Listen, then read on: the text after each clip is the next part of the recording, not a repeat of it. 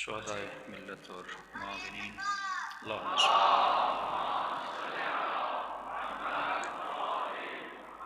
حاضرین کے مرحومین معاونین جنہوں نے معاونت کی مجالس میں سمام برگاہ میں خیرین، سب کو یاد کرتے ہوئے، اپنی ملت کے شہداء کو یاد کرتے ہوئے ایک مرتبہ سورۃ الفاتحہ۔ بسم اللہ الرحمن الرحیم، الحمدللہ رب العالمین الرحمن الرحیم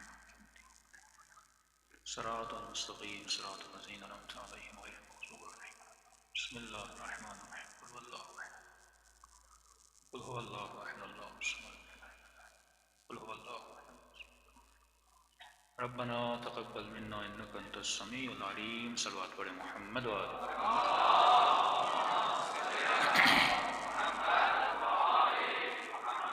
بسم اللہ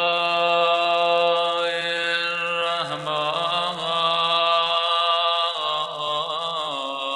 الرحیم، الحمد للہ رب العالمین،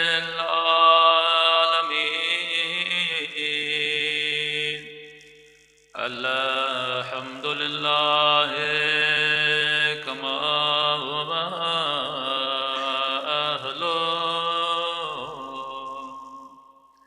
الصلاة والسلام على سید المرسلین وخاتم النبیین ابی القاسم محمد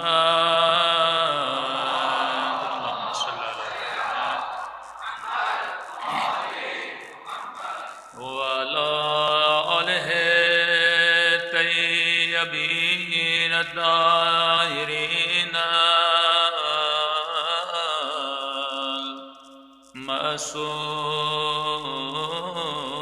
المعصومین۔ سب مل کے ظہور امام زمان کی دعا۔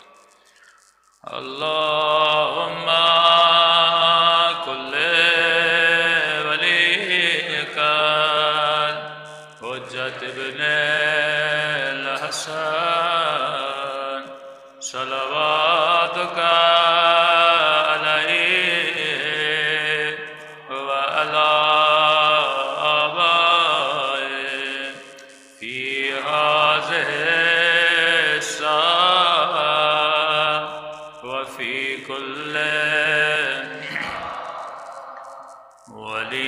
ولیان وحافظا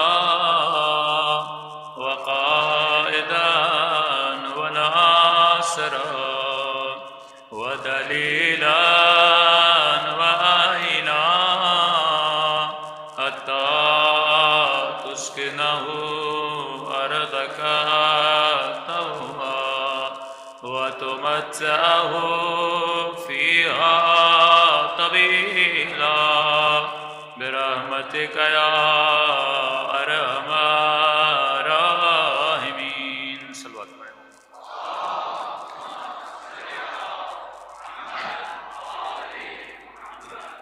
بسم اللہ الرحمن الرحیم، رب اشرح لی صدری ویسر لی امری واحلل عقدۃ من لسانی یفقهوا قولی، اما بعد فقد قال سبحانہ وتعالی فی محکم کتابہ المجید وفرقانہ الحمید وقولہ الحق وهو اصدق الصادقین۔ بسم اللہ الرحمن الرحیم، ان اکرمکم عند اللہ اتقاکم۔ صلوات پڑھیں محمد وآل محمد۔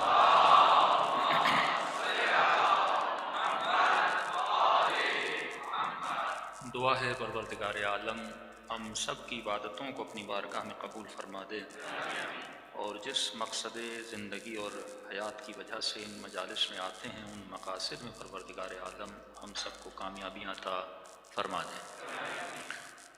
مقامات زیارت عاشوراء کے عنوان سے گفتگو ہو رہی تھی کہ زیارت عاشوراء ایک ایسی زیارت ہے جو انسان کو زندگی کرنے کا سلیقہ سکھاتی ہے کہ انسان نظام ظلم کیا ہے اور نظام حق کیا ہے، تجھے کن چیزوں سے دوری کرنی ہے اور کن چیزوں سے قربت اختیار کرنی ہے۔ اسی زیارت میں ایک بھی دعا انسان اپنی دنیا کے لیے نہیں مانگتا، یعنی مادی چیزیں اللہ سے طلب نہیں کرتا، مال کی دعا نہیں ہے، اولاد کی دعا نہیں ہے۔ اس زیارت میں جتنے مقامات خدا سے طلب کرتا ہے وہ سارے مقامات روحانیہ ہیں۔ مقام عند اللہ ہی خدا سے مانگتا ہے، مقام سلم مانگتا ہے، مقام کرامت مانگتا ہے، مقام ثبات قدم مانگتا ہے، مقام محمود مانگتا ہے، رزق براعت مانگتا ہے، بے ابی انت و امی جو مقام قربانی ہے۔ اس سے بڑا کوئی مقام نہیں کہ انسان کی زندگی میں جو سب سے عزیز ترین چیز ہو اس چیز کو قربان کرنے کی دعا مانگتا ہے، کیونکہ ہر انسان خود کو حسین پہ قربان نہیں کر سکتا۔ کئی ایسے تھے جو دور سے دیکھ رہے تھے پر مولا کی مدد کے لیے جا نہیں رہے تھے، کچھ ایسے تھے جو لشکر میں موجود تھے، یہاں تک کہ شب عاشور اس لشکر میں موجود ہیں، اور صبح کو 2 لوگ ایسے تھے جو امام حسین کو چھوڑ کے چلے جاتے ہیں۔ تو یہ قربانی دینے کا مقام اور یہ جذبہ قربانی جس کے دل میں پیدا ہو جائے، مقام سلم، مقام حرب، 18 مقامات ہیں تقریباً زیارت عاشورہ میں، کہ ہم نے تقریباً 3 سے 4 دن گفتگو کی مقام براعت میں، کیونکہ براعت سب سے بڑا مقام ہے جس کی ہم 100 مرتبہ دعا کرتے ہیں، 100 مرتبہ اس سسٹم سے اظہار براعت کرتے ہیں، 100 مرتبہ امام حسین پہ سلام بھیجتے ہیں۔ اس براعت میں ایسا ہے کیا کہ معصوم فرماتے ہیں ریپیٹڈلی تو لعنت بھیج، لعنت بھیج۔ یہ لعنت تاریخ کے ایک صرف فرد پہ نہیں ہے، کیونکہ اگر مجھے ہسٹری سے کچھ سیکھنا ہے تو مسلمان کو سیکھنا ہوگا کہ تاریخ کے پنوں میں جو ہسٹری لکھی گئی ہے، وَاعْتَبِرُوا يَا أُولِي الْأَلْبَابِ، تم نے اس ہسٹری سے عبرت کیا لی، تم نے کون سا درس لیا؟ اگر میں یزید کے ظلم کو دیکھ کر میں خود ظالم رہوں، اس کا مطلب میں نے یزید سے برات نہیں کی۔ شمر کے وجود میں حسد تھا، میں اس سے تو برات کروں لیکن اس کے حسد سے برات نہ کروں۔ یہاں جنگ کردار ہے۔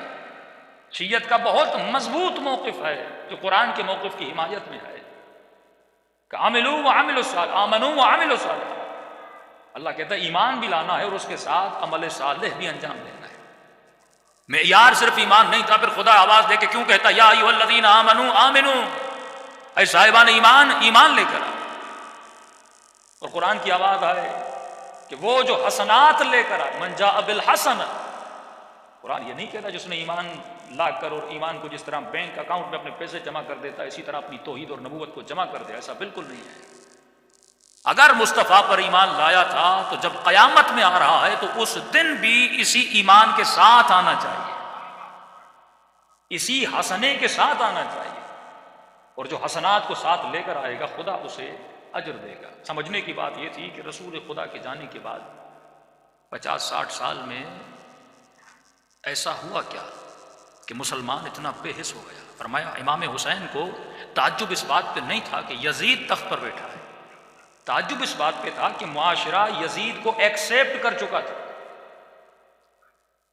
کہ مدینے اور مکے میں تفسیر قرآن کے درس دیے جا رہے تھے اور کربلا میں حسین کو ذبح کیا جا رہا تھا۔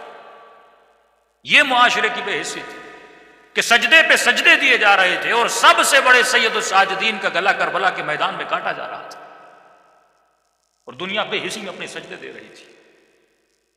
تو خدا کو کھوکھلے سجدے، کھوکھلی مجلسیں، کھوکھلی گفتگو، کھوکھلا مسلمان نہیں چاہیے۔ ادخلوا فی السلم کافہ، اگر مسلمان بننا ہے تو 30% 40% والے مسلمان نہ بنو، اگر مسلمان بننا ہے تو کمپلیٹ مسلم بن جاؤ۔ جب دین اور اسلام کمپلیٹ اس کا لبادہ پہنتے ہو پھر تمہاری زندگی میں نور آتا ہے اور ایمان آتا ہے۔ تو اظہار برات کرو اس سسٹم سے جس سسٹم نے تجھے یزیدی بنایا ہے۔ اب ایسا ہو سکتا ہے کہ میرے وجود میں حق بھی ہو اور باطل بھی ہو، میں چند حق کی باتوں کو مانتا ہوں اور چند میرے وجود میں نظام آئے باطل ہو، کہ آج کا جوان اپنی زندگی کا لائف اسٹائل دیکھے، میرے گھر کی بناوٹ، میرا سونا، میرا اٹھنا، میری زندگی میں کتنا ویسٹرن کلچر ان ہو چکا ہے۔ اب یہ ضروری نہیں کہ ویسٹرن کلچر کی ہر چیز بری ہو، لیکن اگر وہ چیز اسلام کے مقابلے میں آتی ہے تو بری ہے۔ 20 سال پہلے جو چیزیں مجھے اچھی لگتی تھی کہ آج بھی اچھی لگتی ہیں، نہیں۔ اٹ مینس کہ انسان ڈے بائی ڈے چینج ہو رہا ہے، انسان کی فکر تو چینج ہوتی ہے لیکن دین اسلام کے واجب اور حرام کبھی چینج نہیں ہوا کرتے۔ حلال محمد حلال الی یوم القیامہ و حرام محمد حرام الی یوم القیامہ، جس چیز کو محمد نے حرام کیا وہ قیامت تک حرام ہے، جس چیز کو محمد نے حلال کیا وہ قیامت تک حلال ہے. ایسا نہیں کہ زمانے کے گزرنے کے ساتھ ساتھ کتے کا گوشت حلال ہو جائے، نہیں، کیونکہ جس میں اللہ نے نقصان بتایا ہے اس میں تیرے لیے نقصان ہے، جس میں اللہ نے فائدہ بتایا ہے اس میں تیرے لیے فائدہ ہے. لیکن ضرورت اس بات کی جب تم اس چیز پر عمل کرو، جب خود کو اسٹڈی کرو. کہ آج کل کرونا کا بڑا مسئلہ ہے، حساس ٹاپک ہے، میں اس پہ بالکل بات بھی نہیں کرتا، لیکن چند معصومین کے کلام. کیونکہ دنیا کا جو علم ہے نا میرے عزیز، وہ تجربے والا علم ہے. کون سا علم ہے؟ تجربے والا. اس علم میں خطا کا امکان ہے، مسٹیک کا امکان ہے. کہ جیسے میں نے کہا مثلا ڈاکٹرز نے کہا یہ گولی کھاؤ، شاید 20 سال کے بعد پھر کہیں کہ یہ مت کھاؤ، اس میں کینسر ہوتا ہے. اب آپ سب کے چہروں پہ ماسک لگے ہیں، ہو سکتا ہے 6 مہینے کے بعد کے ماسک نہیں لگاؤ. مثلا ماسک ہی نقصان دیتا ہے، کیونکہ دنیا کو تو نہیں پتا نا. یہ ایک چیز اپلائی کرتے ہیں، آپ اس کو فالو کرتے ہیں، آگے جا کے پھر کوئی اور چیز بتاتے ہیں. اسی لیے شیعت کا موقف تھا اگر علم لینا ہے اس سے لو جس میں خطا کا امکان نہ ہو. کیونکہ تمہارا جتنا بھی علم ہے یہ علم اکتسابی ہے، تو کسب کرتا ہے، اور کسبی علم میں خطا کا امکان ہے. اور میں نے کئی مجالس میں یہ چھوٹی سی دلیل دی تھی، جو علم کسبی نہیں ہوتا اس میں خطا نہیں ہوتی. اس کی میں نے سمپل سی دلیل ہے کہ انسان اگر معاشرے میں گھومے تو اسے دلیل مل جائے گی. وَأَوْحَيْنَا إِلَى النَّحْلِ، خدا کہتا ہے میں نے شہد کی مکھی پر وحی نازل کی. شہد کی مکھی نے کیمبرج میں پڑھی ہے، نہ آکسفورڈ میں پڑھی ہے، لیکن دنیا کی کائنات جس بھی کونے میں شہد کی مکھی ہوگی وہ جیسا چھتا بناتی ہے، ذرا غور سے دیکھنا، اس کے جو چھوٹے چھوٹے باکسز ہوتے ہیں، امریکہ میں اگر چھتا بنائے گی سائز وہی ہوگا، پاکستان میں اگر چھتا بنائے گی سائز وہی ہوگا. اس کے چھتے کے بنانے میں تجھے ذرہ برابر خطا اور مسٹیک نظر نہیں آتی. کیوں؟ کیونکہ یہ دنیا کے اسکول میں نہیں پڑھی، اسے خدا نے پڑھایا ہوا ہے.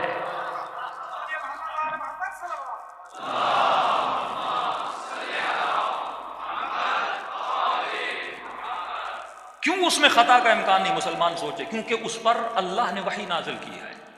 اس کا علم اکتسابی نہیں ہے، اس کا علم اللہ کی طرف سے عطا کر دیا گیا ہے. تو یہ تو ثابت ہوا جو علم بندگان خدا ہے اس میں خطا کا امکان ہے، لیکن جو علم خدا دیتا ہے اس میں خطا نہیں ہوتی. تو جس شہد کی مکھی کو خدا سکھا دے تو اس سے خطا ڈھونڈ نہیں سکتا، تو مصطفیٰ اور مرتضیٰ سے خطا کیسے ڈھونڈے گا؟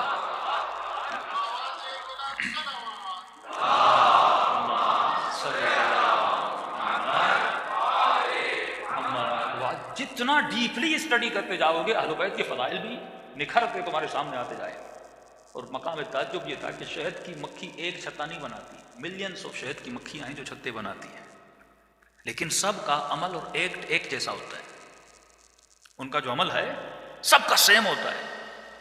تو اب آل محمد کا جملہ سمجھ میں آتا ہے کہ فرمایا جب ہمیں دیکھو تو یہ مت کہو یہ علی ہے یہ حسن ہے، کہو اولنا محمد، اوسطنا محمد، آخرنا محمد، بل کلنا محمد.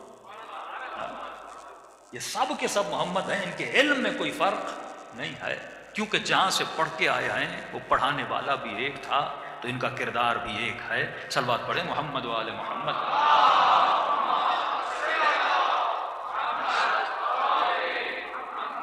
تو تمہیں اظہار براءت کرنا ہے اس سسٹم سے جو سسٹم تجھے حسین کے سسٹم سے دور کر رہا ہے. کہ آج شاید معاشرہ یہ ایکسیپٹ نہ کرے کہ میں نے مرغی کے گوشت کی مثال دی تھی، وہ سی ٹائپ کے گلے کاٹنے کی میں نے مثال دی تھی، کہ ہاسپٹلز میں جہاں بیمار لوگ ہوتے ہیں، ایون انگلینڈ کے ہاسپٹلز میں بھی ایک وقت تھا جب خنزیر کے گوشت پہ پابندی لگائی گئی، تو کہا گیا تھا اس سے بیماریاں زیادہ پھیلتی ہیں. کوئی بھی ایسی چیز نہیں جس کو اسلام نے حلال کیا ہو آپ میڈیکلی اسے حرام کرو، اور کوئی بھی ایسی چیز نہیں جس کو اسلام نے حرام کیا ہو آپ میڈیکلی اسے حرام کرو. جو چیز خدا نے بتا دی، کیونکہ یہ علم الہی ہے، اس میں خطا کا امکان نہیں. تو اسی لیے شیعت کا موقف تھا اگر علم لینا ہے تو اس شخص سے لو جس نے زندگی میں خطا نہ کی ہو. ہر صحابی کا جب نام آتا ہے تو رضی اللہ عنہ آتا ہے، جب علی کا نام آتا ہے تو کرم اللہ وجہہ آتا ہے. یا وجیہن عند اللہ، کرم اللہ وجہہ آتا ہے. کیوں؟ خود صاحب فرماتے ہیں کیونکہ سب کے ماتھے بتوں کے سامنے جھکے تھے، یہ واحد چہرہ تھا جس نے کبھی بتوں کو سجدہ نہیں کیا تھا.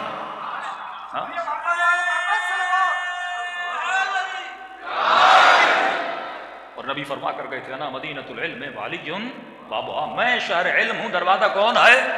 علی ہے. اب دیکھو حدیث پڑھانے والے کو بھی عقل ہونی چاہیے. جس طرح نقل کر کے پیپر بندہ پاس کرے نا. کل میں نے ایک واقعہ بھی آپ کو سنایا نقل کا، جو اس نے سلونی کا دعویٰ کیا تھا. نقل میں کیا ہوتا ہے، آپ نقل کر کے پاس تو ہو جاؤ گے، نقل کر کے پاس ہو جاؤ گے اور ویکنسی خالی ہوگی، سفارش لگا کر کرسی پہ بیٹھ بھی جاؤ گے، لیکن جب پڑھانے کی باری آئے گی تو بندہ کبھی اس سے پوچھے گا، کبھی اس سے پوچھے گا، کبھی بیٹی سے پوچھے گا. لیکن کیونکہ اہل بیت نقل والے نہیں تھے، عقل والے تھے، جب بھی سوال کیا جاتا تھا فوراً جواب دیتے تھے، کیونکہ میرٹ پہ آئے تھے نا. دنیا کا ایک سسٹم ہے، اگر سسٹم پہ آؤ گے تو تجھے ہدایت ملے گی. لوگوں نے سوال کیے تھے، میں نے اشاروں میں سارے جوابات آپ کو دے دیے. اب اگر بندہ سسٹم اسلام پہ چلے، اس کی میں آپ کو زندہ دلیل دوں گا. اگر آپ براعت کرو گے نا اس پورے سسٹم سے اور اپنے گھر میں اسلام کی سسٹم، آج جنگ ہے سسٹم کی. انسان کہے کہ مولانا میں کس چیز سے براعت کروں، بس سیدھی بات ہے، آغا سستانی کا فتویٰ گیا کہ وہ چیزیں، وہ پروڈکٹس جو اسرائیل کو فائدہ دیتی ہیں، ڈائریکٹ یا انڈائریکٹ ان کا کھانا حرام ہے. یہ بات تو ہمارے بزرگوں نے 2001-2002 میں کی تھی. اس وقت لوگوں نے مذاق اڑائی تھی کہ جب آپ سسٹم حسین کے ماننے والے ہو لیکن آپ سسٹم یزید کو مضبوط کر رہے ہو. حسین کے سفروں پر یزیدی کمپنیوں کی پروڈکٹس پڑی رہتی ہیں. یہ کیسا حسینی ہے کہ وہ واقعہ تم نے نہیں سنا جس شخص نے اونٹ کرائے پہ لیے تھے، اس شخص سے جو اہل بیت کا دشمن تھا، امام نے کہا تم نے اس سے اونٹ لیے تو کیوں لیے؟ ایون ون پینی اگر تو سسٹم کو مدد کر رہا ہے، یہ شایعات بایعات تنقبت میں بتا چکا، تو سسٹم میں فائنینشیلی اس کو سپورٹ کر. اب دشمن کرتا کیا ہے؟ دشمن بڑی ٹیکنک سے آپ کے سامنے آتا ہے اور کھیلتا ہے. کیا کرتا ہے؟ فار ایگزامپل پاکستان میں آیا Coca Cola, Pepsi, Nestle, Aquafina, مختلف کارخانے، یہ سارے یہودیوں کے کارخانے ہیں، بینیفیشریز ہیں یہودیوں کی. جب کوک کو پتا چلا کہ یہ 2000 میرے خیال میں 3 یا 4 میں جب اس کو پتا چلا کہ یہاں پر شیعہ علماء نے، اور اس وقت خنزیر کی بات چلی تھی کہ اس میں یہ لوگ حرام ملاتے ہیں، تو پورے دبئی میں لوگوں نے کوک پینا بند کر دی تھی. اس کے بعد انہوں نے کہا نہیں ہم نہیں ڈالتے. پھر ایک فتویٰ نکلا تھا، پھر مسلمان نہیں کہا رہے تھے، پھر انہوں نے اپنی آفیشیل ویب سائٹ پہ اسٹیٹمنٹ دی تھی کہ بھائی ہمارا اسرائیل سے خود لینا دینا نہیں ہے. چور کی داڑھی میں تنکانا. کہا آپ نے تو فنڈ کیا، وہاں جتنے گھر بنے اسرائیل کی اور فلسطینیوں کی زمینوں پر جتنے اپارٹمنٹس بنے ان میں انہوں نے فنڈ دیا تھا. پھر انہوں نے کہا اگر ہم نے ان کو فنڈ دیا تو ہم نے مسلم ممالک کو بھی فنڈ دیا ہے. یعنی اگر ہم نے یزید کی مدد کی ہے تو ہم نے تھوڑی حسین کی مدد بھی کی ہے. اب دشمن کرتا کیا ہے؟ دشمن آپ کے ملک میں آتا ہے، ایک کمپنی لگاتا ہے.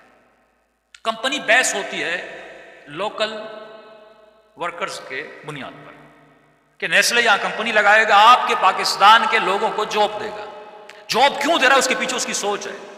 اس کو پتا ہے اگر میں 10,000 لوگوں کو جاب دوں گا اور کل اگر کوئی اس کمپنی کو بند کرنے یا اس کی پروڈکٹس کو یوز نہ کرنے کی بات کرے گا تو سب سے پہلے میرے دفاع میں یہی مسلمان نکلے گا. اسی لیے اسلام میں جیرہ خور اور کرایہ دار فوجی کبھی ہوا نہیں کرتے تھے. ایک بہت بڑا ٹاپک ہے. رسول خدا نے کبھی بھی تنخواہ دار فوج نہیں بنائی تھی، کیونکہ جو تنخواہ دار فوجی ہوگا اس کے لیے بیت المال بنانا پڑتا ہے، اور بیت المال بنانے کے لیے پھر لوگوں کا خون چوسنا پڑتا ہے. مولا علی جیسے آئے امام نے تنخواہ دار فوج کی چھٹی کر دی. اسلام میں تصور جہاد تھا کہ تو تنخواہ کی خاطر اللہ کی راہ میں نہ لڑو، اللہ کی خاطر اللہ کی راہ میں لڑو، تب جا کے تصور شہادت جا کے بنتا ہے. تو یہ ایسے بڑی آسانی سے آتے ہیں اور آپ کے ملک میں کمپنیاں لگاتے ہیں، لاکھوں لوگ اس کمپنی میں کام کرتے ہیں. دنیا میں مانی جانی آپ کی فوج ہے اور آپ کی انٹیلیجنس جتنی پاورفل ہے مانی جانی ہے. رہبر معظم نے پاکستان کی فوج کی تعریف کی. جس فوج نے، ہم کراچی کے رہنے والے، اور جس کراچی کی گلی گلی اور کوچے کوچے میں ایک شرابی کے فوٹو لگے رہتے تھے، بت بنا ہوا تھا کراچی کا، کسی میں جرت نہیں تھی اس کے خلاف بولے. اور آج کراچی میں جاؤ اس کا اتنا بھی فوٹو نظر نہیں آتا، بند کر دیا. انٹیلیجنس نے بڑے طریقے سے اس کو سائڈ لائن کیا. لیکن پاکستان کا ایک چینل تھا جس نے اسٹیبلشمنٹ پاکستان کے سسٹم کے خلاف کام کیا، چاہ کر بھی ہمارے ادارے اس چینل کو بند نہیں کر سکے. پاور بتا رہا ہوں آپ کو، عوام کا پاور کیا ہوتا ہے. کیوں بند نہیں کر سکے؟ جس چینل میں ہزاروں لوگ نوکریوں اور جابس پر ہوں تو سسٹم بھی سوچ رہا تھا اگر چینل کو بند کروں گا تو لوگ مخالف بن جائیں گے نا، پھر ان ہزاروں لوگوں کو میں روزگار کیسے دوں؟ یہ وہی پالیسی ہے. وہ پہلے آپ کے ملک میں ایک سسٹم بناتے ہیں، اس سسٹم میں آپ کے افراد کو ان کرتے ہیں. اب آپ کہیں گے مجھے نیسلے فار ایگزامپل یوز نہیں کرنا، اب کون سا گھر ہے جس میں نیسلے کا پانی نہ پیا جا رہا ہو، ایکوافینا کا پانی نہ پیا جا رہا ہو، میری ٹیبل پہ جو جوس آتا ہے وہ بھی نیسلے کا؟ عالم تاسف تو یہ ہے جو صابن میں اپنی باڈی پہ لگاتا ہوں وہ بھی ان کی کمپنی کا، میرے بال سے جو شیمپو دھوتا ہوں وہ بھی ان کی کمپنی کا۔ یہ وہ اسی سسٹم کی جکڑ ہے۔ حسین انہی زنجیروں سے تجھے آزاد کرنے آئے۔ سب سے بڑا مضبوطی ان کی اقتصاد پر کیوں ہے؟ کیونکہ جب تمہارا اقتصاد مضبوط نہیں ہوگا تم کبھی بھی دشمن کا مقابلہ نہیں کر سکتے۔ اب یہاں سب سے زیادہ کس کی ذمہ داری ہے؟ وہ شیعہ سرمایہ دار، وہ مسلم سرمایہ دار، وہ نبی کے قصیدے پڑھنے والا سرمایہ دار جو پاکستان میں بلینر ہے اور لاکھوں روپیے کما رہا ہے، وہ یہ سوچے کہ میں کون سا بزنس کر رہا ہوں۔ تم اپنے ملک میں ایک منرل واٹر کی کمپنی نہیں لگا سکتے، تم یہود کا کیا مقابلہ کرو؟ کیونکہ ویژن نہیں ہے میرا۔ الذی جمع مالہ وعددہ، مجھے صرف بزنس کرنا ہے لیکن اس بزنس میں جہاد نہیں کرنا۔ بزنس کرو لیکن ایسا بزنس جس میں جہاد ہو، جس میں اپنے ملک کو بھی مضبوط کرو اور یہودیت کی جڑوں کو بھی اپنے ملکوں سے کاٹو۔ اور جب ہم ایران کی بات کرتے تو کہتے مولانا ایرانی فنڈڈ ہے اور ایران کی تعریفیں کروے، جہاں حق ہے تو ہم تعریف کیوں نہ کریں؟ وہاں چلے جاؤ، انہوں نے اب ہر کمپنی اپنی بنائی ہے۔ تمہارے ملک میں چپس تک تم نہیں بنا سکتے، صابن تک تم نہیں بنا سکتے۔ یہی یورپ کا حال ہے، صرف پاکستان کا حال نہیں ہے۔ آپ اٹلی چلے جائیے، فرانس چلے جائیے، انہی کے مالوں میں ایک فرینچ کو کہیے مجھے ایک ایسا شیمپو دو جو فرینچ میڈ ہو، ڈھونڈ ڈھونڈ کے تھک جائے گا، نہیں ملے گا۔ پوری دنیا کو اکنومیکلی انہوں نے غلام بنایا ہے۔ اب مجھے کیا بنا رہا ہے؟ امام زمانہ کا سسٹم، اس طرح میں مولا کا سسٹم بناؤں گا۔ یہ جوان یونیورسٹی میں پڑھتا ہے، پوچھا جائے کیا پڑھتا ہے کہ مولانا میں فیشن اینڈ ڈیزائننگ پڑھتا ہوں۔ ہاں بھائی، فیشن اینڈ ڈیزائننگ میں کیا ڈیزائن کرو گے؟ بےہودہ فوٹو لا کر دکھاتے ہیں مولانا مجھے سکھایا جاتا ہے اسکرٹ کیسے بنانی ہے، پھٹی ہوئی پینٹیں کیسے بنانی ہے، ایسے کپڑے کیسے بنانے ہیں جس میں اٹریکشن ہو، کیٹ واک پہ لڑکیاں چلیں لڑکے چلیں، یہ فیشن اینڈ ڈیزائننگ ہے۔ تو سوال یہ ہے کہ میں نے اسلامک فیشن اینڈ ڈیزائننگ کیوں نہیں بنایا؟ مجھے ہر شعبے میں ایک اسلامک شعبہ بنانا ہے نا۔ اگر اسلام ایک نظام کا نام ہے، اگر اسلام ایک کلچر کا نام ہے، اگر اسلام ایک سویلائزیشن کا نام ہے، اگر اسلام ایک تہذیب کا نام ہے، تو میں نے اس تہذیب میں کتنا حق ادا کیا؟ تو پھر وہی بات ہے، یہ جوان جب کپڑے لینے جائے گا اسے مارکیٹ میں اگر اسی کے نظام کے کپڑے ملیں گے یہ وہی پہنے گا۔ یہ بچہ باپ سے ڈیمانڈ کرے گا کہ بابا مجھے وہ ٹی شرٹ لے کر دو جس میں سپر مین اور اسپائڈر مین کا فوٹو ہو، اور جب میں اسٹور میں جاؤں گا وہی چیزیں مجھے ملیں گی۔ مومن کی 5-6 سال کی بچی ہے، کپڑے دیکھو اس نے کیسے پہنے ہوئے ہیں، چھوٹے شورٹس پہنے ہوئے ہیں، باہیں کھلی ہوئی ہیں، کہ مولانا بھی بچی ہے۔ بھائی حیا تجھے بچپن سے سکھانا ہے، شرم تجھے بچپن سے سکھانا ہے۔ خاتون گھر میں خود کیسے کپڑے پہنتی، یہ بچی کس کو؟ بھائی ایسے تو نظام نہیں بنتا، 1 گھنٹے کی مجلس میں تو کچھ نہیں ہوتا۔ جب تک گھروں میں نظام اہل بیت، سوچ اہل بیت کو نافذ نہیں کرو گے، وہ نظام تو بڑے دھڑلے سے تمہارے ملک میں پوری دنیا میں کام کر رہا ہے، لیکن مسلمان کو کس چیز پہ لگا دیا کہ یہ اس کو کافر کہے، وہ اس کو کافر کہے، یہ آپس میں لڑ رہے ہیں۔ آپ سوچ کو تو دیکھو، آج اہل سنت کے جوان یہ سوچیں کہ تمہیں بارہا یہ بتایا جاتا ہے کہ مجلس بدعت، ماتم بدعت، نوحہ بدعت، ان کی مجلسوں میں جانا بدعت۔ پھر جب اسی ملک میں گانے ہو رہے ہوتے ہیں، اسی ملک کی شادیوں میں شراب کی محفلیں ہو رہی ہوتی ہیں، یہ مولوی کیوں چپ ہوتا ہے؟ کیا گانا گانا جائز ہے؟ کیا ناچ جائز ہے؟ کیا اس ملک میں مجرے کرانا جائز ہے؟ کیا شراب پینا جائز ہے؟ وہاں پہ مولوی چپ رہتا ہے، لیکن ہر وہ چیز جو اہل بیت سے منسلک ہوتی ہے وہاں پہ یہ بولنا شروع، اس کی غیرت اٹھ جاتی ہے۔ کیا اس ملک میں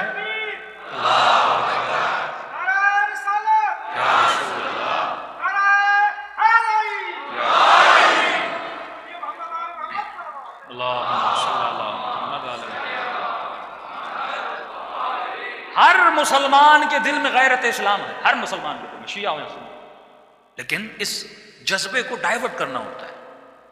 دشمن ڈائیورٹ کرنا جانتا ہے۔ مثلا آپ کو غصہ ہے، اگر غصے کو ڈائیورٹ کرو، امام خمینی فرماتے ہیں کہ ان کے والد گرامی کو شہید کیا آقا مصطفیٰ کہ اگر میں بھی عام لوگوں کی طرح غصہ کرتا اور کیا کر لیتا، 4 لوگوں سے بدلہ لے لیتا، لیکن فرماتے ہیں میں نے اپنے غصے کو اور اس جذبے کو ڈائیورٹ کیا تحصیل علم میں۔ غصہ انرجی ہے، تم انرجی کو چینج کرو نا۔ پانی میں انرجی ہے، بجلی بنتی ہے کہ نہیں بنتی؟ تم اپنی انرجی کو ڈائیورٹ کرو کسی ایسی راہ میں۔ امام خمینی کا اگر 2 کو ماروں گا 4 کو ماروں کیا ہوگا؟ پھر کل ایک اور پیدا ہو جائے گا کہ میں ایسا کام کروں گا کہ جڑ سے اس نظام کو اکھاڑ کے پھینک دوں گا۔ کہ جس زمانے میں علماء کی بے عزتی ہوتی تھی، ایک ایسا سسٹم لاؤں گا کہ حکومت بھی ایک عالم کی ہوگی، حکومت بھی ایک فقیہ کی ہوگی۔ تو اگر مجھے سسٹم کا مقابلہ کرنا ہے تو اس ملک کے امیر طبقہ، واللہ وہ امیر جو کر سکے اور نہ کرے، کتنا بھی نمازی کیوں نہ ہو قیامت میں یزید کے ساتھ اٹھایا جائے گا اگر وہ سسٹم بدلنے کی طاقت رکھتا ہے۔ ایک منرل واٹر اگر کوئی نہ لگا سکے، کتنے شیعہ پانی پیتے ہیں، ہم کیوں منرل واٹر نہیں لگا سکتے؟ باہر کے ملک ہمارا پانی آتا ہے اور ہمیں ہی بیچا جاتا ہے اور ہم ہی ان کی جیبوں کو بھرتے ہیں۔ اس ملک میں کوئی جوان کے صابن کی کمپنی لگا سکتا؟ یہ تصور ہونا چاہیے۔ اگر میں آئی ٹی میں جا رہا ہوں نا، نوکر والی سوچ نہیں ہونی چاہیے کہ مجھے سافٹ ویئر میں جا کے کام کرنا ہے بڑی بڑی کمپنی میں، نہیں، تمہاری سوچ ہی ہونی چاہیے اگر وہ فیس بک بنا سکتے ہیں تو میں کیوں نہیں بنا سکتا؟ کریٹو سوچ ہونی چاہیے نا۔ اگر دشمن یہ سارے کام کر سکتا ہے تو شیعہ جوان کیوں نہیں کر سکتا؟ رہی بات میڈیکل کی، اسی طرح امریکہ نے بڑی کوشش کی کہ دنیا سے سارے میڈیکل سسٹم کو اس نے ختم کیا، ہومیوپیتھی کو ختم کیا، چائنا کا طب تھا اسے ختم کیا، پوری دنیا میں ایلوپیتھی ہے۔ اسی کرونا پہ بڑے خدشات ہیں کہ خود بناتے ہیں، خود دوائی بناتے ہیں، خود ویکسین کریٹس کرتے ہیں۔ یہ جتنی ویکسین آپ بچوں کو لگاتے ہیں، کئی ویکسینوں میں ایسے ایسے وائرسز ہوتے ہیں جس میں ہمارے بچے مبتلا، ہمیں پتہ ہی نہیں ہم لگا کیوں رہے ہیں۔ کیوں؟ کیونکہ جب ہم اسلامی تہذیب سے، معصوم کے کلام سے دور ہوتے ہیں۔ اس کی زندہ مثال یہ کہ آپ کے جتنے مراجع ہیں ان کی عمریں دیکھیں۔ امام خمینی کا ارتقال ہوا 88 ایئرس، آغا بہجت 92 ایئرس، آیت اللہ بہلول 102 ایئرس، آغا رہبر ابھی 75 سے اوپر چلے گئے ہیں، آغا وحید خراسانی 90 ایئرس کے قریب ہیں۔ ایج بھی اتنی ہے اور اس ایج میں گھنٹے گھنٹے بیٹھتے ہیں اور لوگوں کو لیکچر دیتے ہیں۔ حافظہ بھی ویسے کا ویسا ہے، نہ کوئی لگژری لائف اسٹائل ہے، نہ ہماری طرح مرغے اور چرغے ورغے کھاتے ہیں۔ پھر یہ بدن میں توانائی اور طاقت کیوں ہے؟ کیونکہ انہوں نے اپنی زندگی اہل بیت کے کہنے پہ گزاری۔ 2000 مستحبات و مکروہات ہیں، صرف ان مستحبات اور مکروہات اپنے بچوں کو سکھا دو، صرف یہ 2000 مستحبات مکروہات۔ 2 اشرے اس پہ ہوں کہ مستحب کیا ہے، مکروہ کیا ہے، مجھے کھانا کیسے کھانا ہے، رات کو سونا کیسے ہے۔ ایک نوجوان نے کہا مولانا شادی کرنی ہے فلاں لڑکی سے، میں نے کہا یہ بتاؤ تجھے بیوی چاہیے یا بچے کی ماں چاہیے؟ دونوں میں فرق ہے نا، ایک بندہ بیوی کی تلاش میں جاتا ہے، ایک بندہ بچے کی ماں کی تلاش میں جاتا ہے۔ ویژن جب تیرا بڑا ہوگا نا تو تمہارے قدم بھی بڑے ہوں گے۔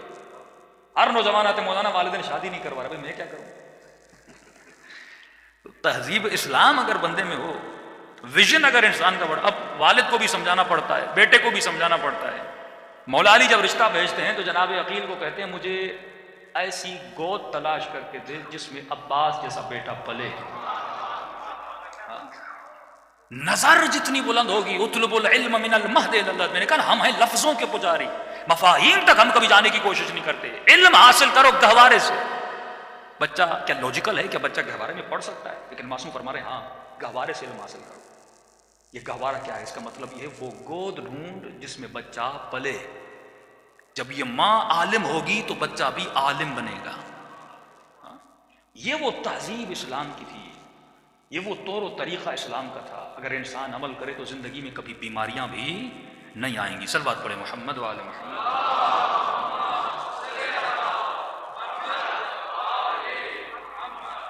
اب ہر مومن اور ہر جو انسان صاحب حیثیت ہے کہ شیعہ قوم کے پاس ایک ویژن ہونا چاہیے۔ اہل بیت کا ویژن، کہ کل میں نے کہا نا، کھانا کھانے میں جس کو لذت ملے یہ حیوانیت ہے، کھانا کھلانے میں جس کو لذت ملے یہ انسانیت ہے۔ ایک ہے طعام، ایک ہے اطعام۔ اہل بیت اطعام کرتے تھے، جمع کرنا تو ہر کوئی جمع کرتا ہے، لیکن جمع کر کے علی کی طرح رات کے اندھیروں میں غریبوں میں بانٹنا، یہ سیرت اہل بیت اور روش اہل بیت تھی۔ کہ انسان اگر وکیل بننا ہے نا تو یہ سوچو اگر بہترین وکیل بننا ہے، اس ملک میں اگر سب سے اچھا ڈاکٹر ہونا چاہیے وہ بھی شیعہ ہونا چاہیے، سب سے اچھا انجینئر وہ بھی شیعہ ہونا چاہیے۔ کیوں؟ کیونکہ جب تمہارا امام سب سے اچھا ہے تو تو بھی سب سے اچھا ہونا چاہیے۔ کبھی بھی فرسٹ سے کم مت سوچا، بہترین سوچ ہونی چاہیے۔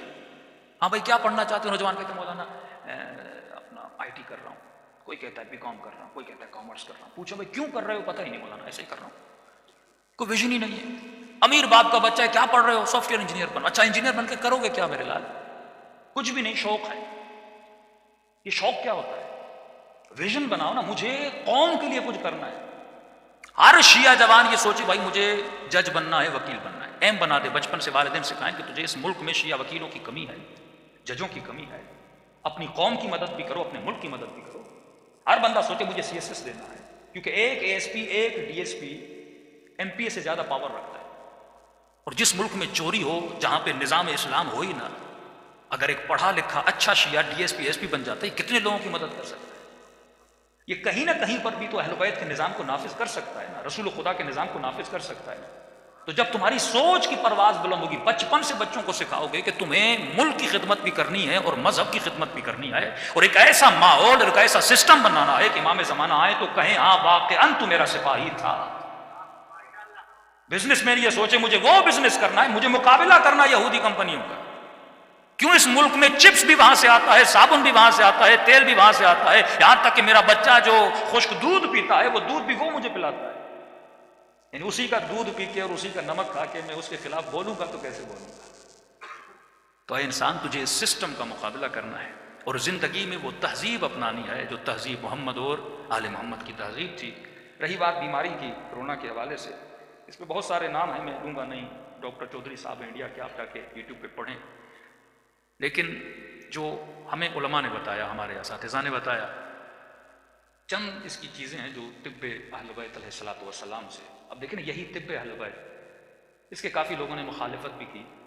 بھائی سیدھی بات ہے کہ علم جب نیا ہوتا ہے تو آپ جب اس کو اجازت دو گے آگے بڑھنے کی، وہ پریکٹس کرے گا، ایکسرسائز کرے گا، پھر جا کے اس علم کو ترقی ملتی ہے نا۔ لیکن اگر پاکستان میں کوئی کہے کہ میں گاڑی پانی سے چلا لوں گا، یہ سب سے پہلے یہ دشمن کس کا بنا؟ پیٹرولیم کمپنیز کا۔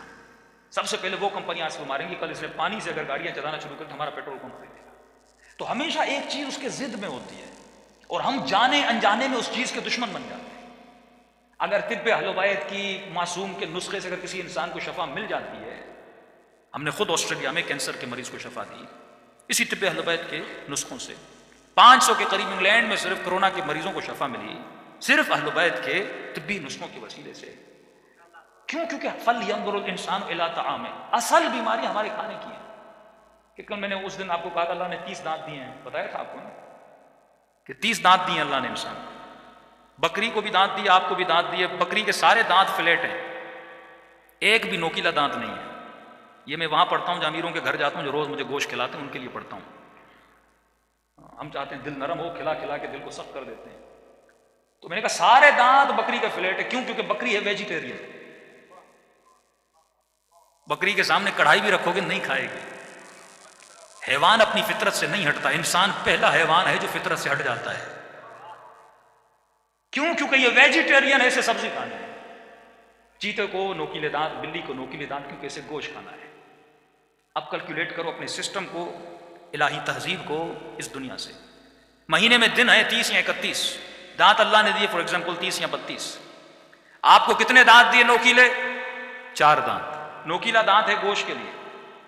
مہینے میں کتنے دن ہیں؟ 30 دن۔ کتنے دانت ہیں؟ 4 دانت گوشت والے، 26 دانت سبزی والے۔ اس کا مطلب تمہارا اسکیجول یہ ہونا چاہیے کہ مہینے میں 4 بار گوشت کھاؤ، 26 دن سبزی کھاؤ نا۔ اور پہلے یہی ہوتا تھا، جمعے کے دن گوشت کھایا جاتا تھا۔ اب کوئی بندہ روز گوشت کھا کے مولانا کولیسٹرول ہو گیا، دعا کریے۔ بھئی ایسے تو نہیں ہوتا۔ جب تو کمپلیٹلی اہل بیت کے فرامین پہ عمل کرے گا تو تجھے ہدایت ملے گی۔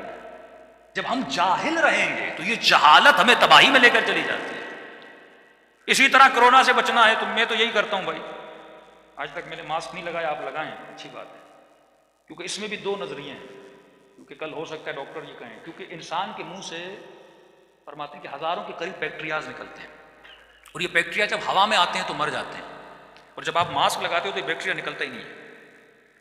کچھ ڈاکٹرز کہتے ہیں کہ ماسک کی وجہ سے بھی اب لگاؤ تو پھر تھوڑی تھوڑی دیر کے بعد سانس لیا کرو تاکہ وہ بیکٹیریا نکل جائیں۔ بعض لوگ تو میں نے دیکھا ہے کہ مسجد میں بندہ بیٹھے اکیلا ماسک لگا کے بیٹھا، بھائی اکیلے کیوں تم نے ماسک لگایا؟ ماسک ہے تاکہ اس کا بیکٹیریا جیسے زکام ہوتا ہے وہ چیزیں تیری طرف منتقل نہ ہو، لیکن پھر بھی باہر جائیں کھلی ہوا میں ماسک نیچے کیا کریں، بند فضاؤں میں آپ ماسک لگا رہے ہیں تاکہ اس کا بیکٹیریا آپ کے بیکٹیریا سے نہ ٹکرائے۔ تو تھوڑا بہت خود بھی اسٹڈی کریں، نقل والے نہ بنے، عقل والے بنے۔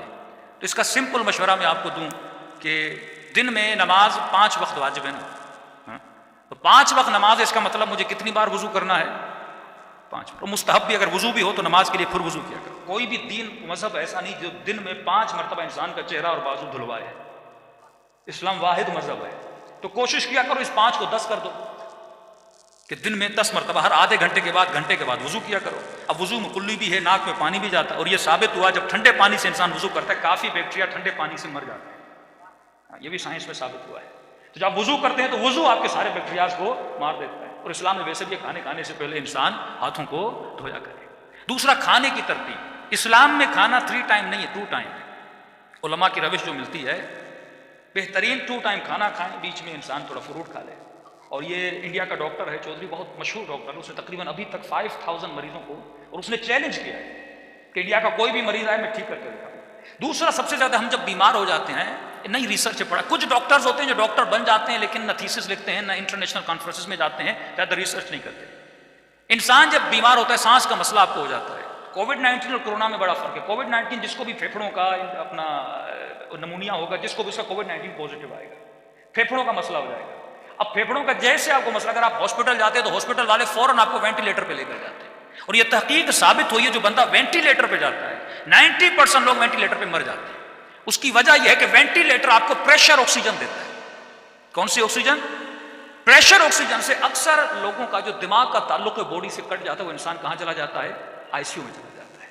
تو کوشش کریں جو بندہ مریض ہے وہ خود کو گھر میں ہی کرنٹائن کر دے، اور یہ نسخہ ان کا ہے، اور طب اہل بیت میں بھی اس کا آتا ہے کہ جو پھیپھڑوں کا جس کو مسئلہ ہو، وہ انسان کھانا جب کھائے اپنے وزن کے حساب سے، مثلاً آپ کا وزن 70 کلو ہے، 60 kg ہے، اس کا 30% آپ نکالیں۔ مثال کے طور پہ اگر آپ 100 کلو کے ہیں تو اس کا 300 گرام، وہ کہتے ہیں کھیرا اور ٹماٹر، کیونکہ دونوں میں وٹامن سی ہے، اور اس وائرس کو صرف وٹامن سی مار سکتی ہے، پانی مار سکتا ہے۔ اور انہوں نے پروو کیا ہے کہ تقریباً 5000 لوگوں کو صرف اس نسخے سے انہوں نے علاج کیا کہ صبح بھی 300 گرام اور رات کو بھی 300 گرام، جب بھی کھانا کھائیں اس میں ٹماٹر اور کھیرا ہونا چاہیے۔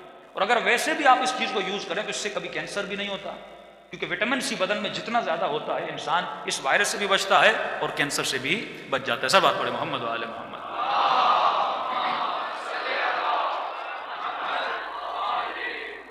واجل فرجم۔ اور ایک جڑی بوٹی جو ثنائے مکی، تو سب نے، یہ تو ہم نے اس وقت کہا تھا جب طب اہل بیت میں ثنائے مکی کا، پھر اس کو اہل سنت نے کافی مشہور کیا، میڈیا کا ہے کورونا کے بعد۔ ثنائے مکی کیسی جڑی بوٹی ہے؟ یہ ہمارے گھر میں گریڈ 3 کی چربی تھی جگر پہ، گریڈ 3 کہ ڈاکٹر نے کہا کیونکہ جگر کی بیماریوں کا علاج اس میں نہیں، ایلوپیتھی میں نہیں ہے، جگر کی بیماریوں کا علاج، کیونکہ اس میں ہیپاٹائٹس ہو یا یرقان ہو، جتنی بیماریاں ہیں اس کی معصومین کی روایات میں اس کی جڑ جگر ہے، کیونکہ جگر اگر خون نہیں بناتا پھر معدے کا مسئلہ ہوتا ہے، جگر اگر غلط خون بناتا انسان کو کوڑ ہو جاتی ہے، کھال کی رنگت بدل جاتی ہے، مختلف چیزیں، سارے مسائل، اور جگر کو بہترین اس کا علاج ہے ثنائے مکی۔ ہم جو چائے پیتے ہیں، اور کتنے جت واقعات ہمیں ملتے ہیں، جن لوگوں نے امام زمانہ کی زیارت کی تو امام جب آئے تو اس نے کہتا ہے میں نے مولا کو کہا، مولا، امام نے کہا ہم ان فضولیات سے دور ہیں، تو دن رات ہم یہ فضولیات پیتے رہتے ہیں کیونکہ ہمیں عادت ہو گئی ہے نا۔ وہ چیز پیو جو تیرے لیے فائدہ مند ہو۔ اگر ایون چائے کا کپ بھی مجھے فائدہ نہیں دے رہا، میں کیوں پیوں اس کو؟ تمہیں کو ہر چیز کا فائدہ ہونا چاہیے، یہ جسمانی فائدہ ہو یا روحانی فائدہ ہو۔ اگر جسمانی فائدہ نہیں ہے تو کم از کم روحانی فائدہ نہیں تو کم از کم جسمانی فائدہ ہو۔ تو ہمارے گھروں میں چائے بھی ایسی ہونی چاہیے جس کا میرے وجود میں کوئی فائدہ ملے، تو بہترین چائے ثنائے مکی کی چائے ہے۔ انسان اگر ہفتے میں ایک بار پیے، 15 دن میں ایک بار پیے، تو کم از کم اس سے جگر کی چربی، یہ ہمارے گھر کا بتایا واقعہ بتا رہا ہوں، گریڈ 3 کی چربی ختم ہو گئی، اور ڈاکٹر پریشان تھا کہ چربی گئی تو کہاں گئی۔ ہاں، اتنے نسخے اہل بیت کے بتائے ہوئے ہیں۔ مولا علی فرماتے جب سفرے پر بیٹھو ایک تو بسم اللہ الرحمن الرحیم پڑھا کرو۔ یہ سائنس نے ثابت کیا، جب پانی پر بسم اللہ پڑھا جاتا ہے اس کے جو سیلز ہیں وہ پانی کے سیلز پھول کی طرح خوبصورت ہو جاتے ہیں، یہ ثابت ہوا ہے، جب بسم اللہ پڑھتے وہ سیل خوبصورت ہو جائے، پانی پھر بدن میں جاتا ہے تو پانی انسان کو شفا دیتا ہے۔ اسی طرح مختلف چیزیں جس مولانا بتاتے ہیں، ابھی پیٹ میں 2 لقموں کی جگہ ہو تو چھوڑ دو، اور ہم تو لقمہ جاتا نہیں، پیچھے سے دھکا دیتے ہیں۔ ہاں، میں آپ کو نہیں، میں نے مولویوں کو دیکھا، وہ مولوی کے ساتھ جیسے سفرے پر کھانے پر بھی کنٹرول نہ ہو۔ وہ ہمارے ایک مولانا تھے کہ مولانا آپ تو کم کھاتے ہیں لیکن ہمیں کھانے دیجیے، وہ کھایا، اگلے سال دیکھا اس کو فالج ہو گیا۔ میں نے کہا مولانا اتنا کھایا، اب کم کھاتے تو زندگی زیادہ ہوتی۔ تو اس کی مثال ایسے دیتا ہوں، یہ واقع علماء اخلاق مثال دیتے ہیں۔ مثال کے طور پہ اللہ نے آپ کی چینی کا بجٹ رکھا ہے کہ یہ بندہ اپنی زندگی میں 50 kg چینی کھائے گا، اب آپ ہرس کر کے وہ 50 kg 20 ایئرز میں کھا لو، چینی ختم ہو گئی بھائی، اب ڈاکٹر کہے گا شوگر ہو گئی، اب چینی زیادہ کھاؤ گے تو مر جاؤ گے، لیکن اس کو تھوڑا تھوڑا کر کے کھاؤ تو دنیا بچے گی اور آخرت۔ اور شیطان دیکھو نا، اس کے گمراہ کرنے کے، کل میں نے جو آپ کو بتایا نا کہ حمزات ہے، نفاسات ہے، نفخات ہے، یہ مختلف طریقوں سے انسان کو گمراہ کرتا ہے۔ کئی مومنین شوگر کے مریض ہوتے ہیں، سفرے پر آتے ہیں، مولا کی نیاز آتی ہے، میٹھی نیاز، حلوہ آیا، میٹھے چاول آئے، کھانا شروع ہو جاتا ہے۔ اب مولوی کوئی منع کرے بھائی آپ کو شوگر ہے، کہتے ہیں مولانا نیاز، مولانا نیاز میں شفا ہے. اب کچھ آپ کہو یہ مولوی مقصر ہے، بھائی نیاز سے روک رہا ہے. اب اپنی خواہش نفس کو کہاں پورا کر رہا ہے؟ حسین کی نیاز میں پورا کر رہا ہے. میٹھا اس کو پسند ہے، نام نیاز کا دے رہا. بھائی امام حسین کی نیاز ہے تو آدھا چمچ لے، کس نے کہا تو پورا پیالہ کھا جا. شفا ملنی ہے تو تھوڑے سے بھی تجھے مل سکتی ہے نا. لیکن آپ دیکھو نا، اگر میں اس سسٹم میں نہیں ہوں کہ نماز تو علی کے پیچھے اچھی لگتی ہے لیکن کھانا امیر شام کا اچھا لگتا ہے، مولا فرماتے ہیں نہیں، پھر نماز بھی علی کی اچھی لگے، کھانا بھی علی کا اچھا لگے نا. اللہ صلی علی محمد. تجھے اس سسٹم سے برات کرنی ہے. وہ مولوی کیسا، وہ نوح خان کیسا، وہ ذاکر کیسا، وہ مومن کیسا جیسے پیٹ پہ کنٹرول نہیں، سفرے پہ آتا ہے ہار جاتا ہے، دونوں بازو کہتا بس اب میں ہار گیا، اب کوئی مجھے مت روکے، مجھے کھانے دو. یہ تو بد دعائے رسول تھی کہ اللہ اس کا کبھی پیٹ نہ بھرے.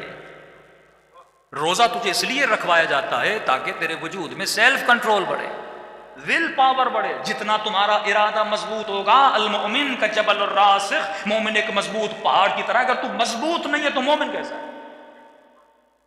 عبرت تم نے پھر تاریخ سے کیا لی؟ یہی چھوٹی چھوٹی خواہشیں تجھے دشمن خدا بنا دیتی ہیں. تو ایک اور دعائی نسخہ آپ کو بتاؤں، کاشف الغطاء ان کی کتاب ہے فردوس الاعلیٰ. یہ نسخہ بتاتے ہیں کہ مثلاً ایک انسان ایک نظر کرتا ہے کہ اگر یہ میری نظر پوری ہوگی مثلاً میں پوری سورہ بقرہ پڑھوں گا، لیکن اگر وہ سورہ بقرہ کی 20 آیتیں پڑھے، 30 آیتیں پڑھیں، کیا نظر پوری ہوگی؟ نہیں ہوگی. جب تک آپ عمل کو کمپلیٹ نہ کریں تب تک آپ کو فائدہ نہیں ملتا. وضو آدھا کریں گے قبول نہیں، نماز آدھی پڑھیں گے قبول نہیں. چیزیں فائدہ تب دیتی ہیں جب انسان کمپلیٹلی ان چیزوں پہ عمل کرتا ہے. تو یہ بتاتے ہیں کہ سامراء میں وبا آئی اور اتنی وبا کہ روز جنازے آتے تھے. وہاں پر انہوں نے شیعہ عالم نے شیعوں کو ایک نسخہ دیا اور فرماتے اس نسخے پر عمل کرنے کے بعد غیر شیعوں کے جنازے تو آتے تھے پر شیعوں کے جنازے نہیں آتے تھے.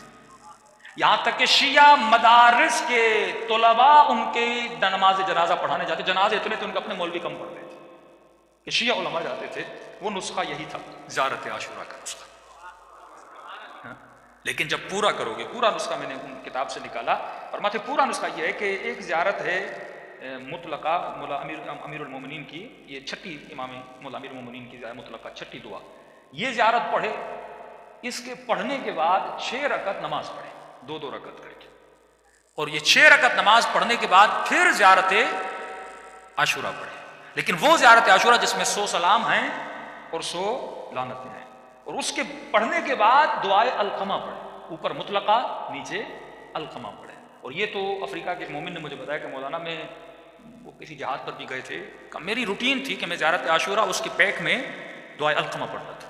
القمہ کیونکہ القمہ صحابی کا نام ہے اس سے مشہور ہو گئی، ورنہ پہلے اس دعا کا نام ہی یہی تھا کہ مکمل تھی یہ زیارت عاشوراء کی، یعنی لکھا جاتا تھا وہ دعا جو زیارت عاشوراء کے بعد پڑھی جاتی ہے. لیکن اکثر لوگ ہم نہیں پڑھتے، یعنی پہلے تو مطلقہ پڑھو گے، اس کے بعد 6 رکعت نماز پڑھو گے، اس کے بعد زیارت عاشوراء 100 سلام اور 100 لعنتوں کے ساتھ، اور اس کے بعد دعائے القمہ پڑھو گے اور پھر سجدے میں جا کے 100 مرتبہ صلوات پڑھو گے. فرماتے ہیں علماء ایک اصطلاح استعمال کرتے ہیں، کہتے ہیں یہ دعائی ایٹم بم ہے، اتنا پاورفل ہے کہ انسان اگر کرے تو خدا اس کی حاجتوں کو قبول کرتا ہے. ایک مومن تھے، ان کی شادی نہیں ہو رہی تھی، تو یہ جوانوں کے لیے کہہ رہا ہوں کہ انہوں نے 40 دن مسلسل یہ عمل کیا، اور عمل کرنے کے بعد 40ویں دن جب حرم میں گئے تو امام رضا نے کسی کے توسط سے 40ویں دن عمل پورا ہو تو مولا نے رشتہ بھی بھیجا، اور جس خاتون کا رشتہ آیا اتفاق سے اس کا بھی 40واں دن تھا، اس نے بھی زیارت عاشوراء کا عمل کیا تھا. تو انسان اگر اللہ پر حسن ظن رکھے، اہل و بیت کے لیے حسن ظن رکھے کہ اگر میں ان سے توسل کروں گا وہ مجھے عطا کریں گے، تو دنیا بھی اس کی آباد ہوتی ہے، آخرت بھی اس کی آباد ہوتی ہے. لیکن احتیاط بھی شرط عقل ہے. صلوات پڑھے محمد و آل محمد.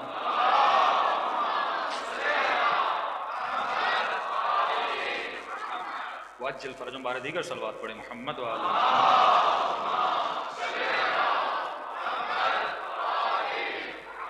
واجل فرجہم ایک اور لقب ہے زیارت عاشوراء میں امام حسین کا جو ہم طلب کرتے ہیں کہ طلب سارق، کہ خدا میں تجھ سے طلب کرتا ہوں. ساری و سارق دونوں ہیں. عربی میں سار کہتے ہیں خون، سار اللہ. دم بھی کہتے ہیں خون کو، مہجبی خون کو کہتے ہیں، لیکن یہ خون الگ الگ ہے. سار وہ خون ہے جو بدن سے باہر گرے، دم وہ خون ہے جو رگوں کے اندر ہو، اور محجہ وہ خون ہے جو دل کے اندر جمع ہوا ہوتا ہے۔ امام حسین کا لقب کیا ہے؟ یا سار اللہ۔ کس کا خون؟ اللہ کا خون۔ کیوں کہا گیا اللہ کا خون؟ کیونکہ خون سے بدن کو حیات ملتی ہے، خون سے بدن کو زندگی ملتی ہے۔ حسین نے اپنے خون سے دین خدا کو زندگی دی۔ اب سوچ سکتے ہو کتنی بڑی دعا ہے کہ میں خدا سے کیا طلب کر رہا ہوں کہ اے خدا، جس طرح حسین کا خون خون خدا بنا، اس طرح میرے خون کو خون خدا بنا، یعنی میری زندگی کا خون بھی اللہ کی راہ میں گزرے۔ اور یہاں پر ایک جملہ میرے چھٹے امام جعفر صادق علیہ السلام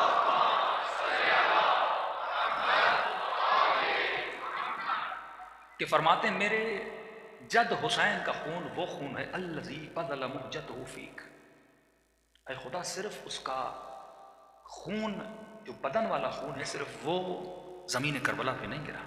مہجتہ، یہ مصیبت کا جملہ ہے، یعنی ایون حسین کے دل کا خون بھی، کیونکہ دل کے اندر جو جمع ہوا خون ہوتا ہے نا، فرمایا مہجتہ، وہ خون بھی تیری راہ میں بہا تھا۔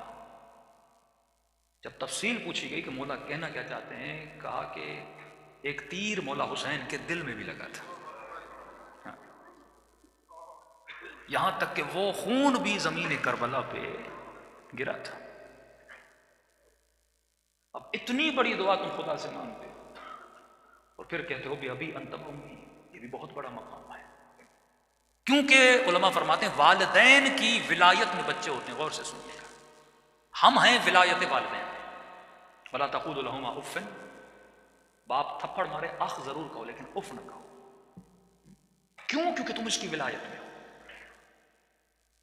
یہ والدین کی ولایت تجھے امام زمانہ کی ولایت سکھاتی ہے۔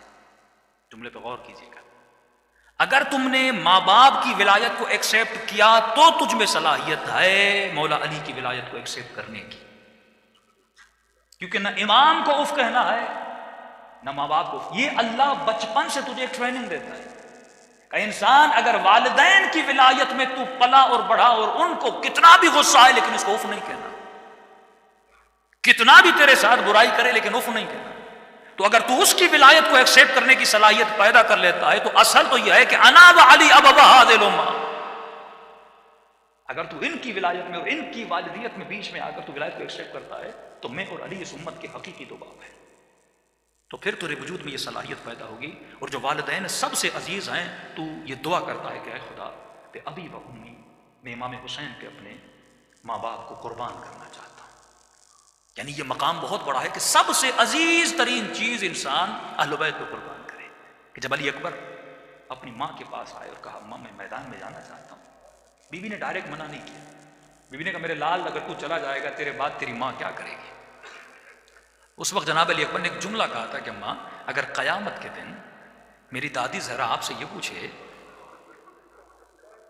کہ تیرا اکبر میرے حسین سے زیادہ تھا کہ تم نے قربان نہیں کیا، بس یہ سننا تھا، تو اس وقت بیوی نے کہا لاکھوں اکبر حسین پہ قربان۔